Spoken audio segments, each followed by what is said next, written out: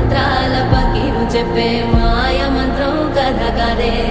చంటోళ్లను భయపెట్టే భూచోడి కథ కదే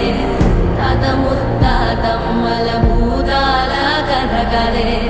విక్రమాదిత్యుడు చెప్పిన వేదాళుడి కథ కదే దీపము నుండి దెయ్యం వచ్చే అల్లావుద్దీన్ కథ కాదే ఇది ముడత చర్మం ముసలి చెప్పే కథ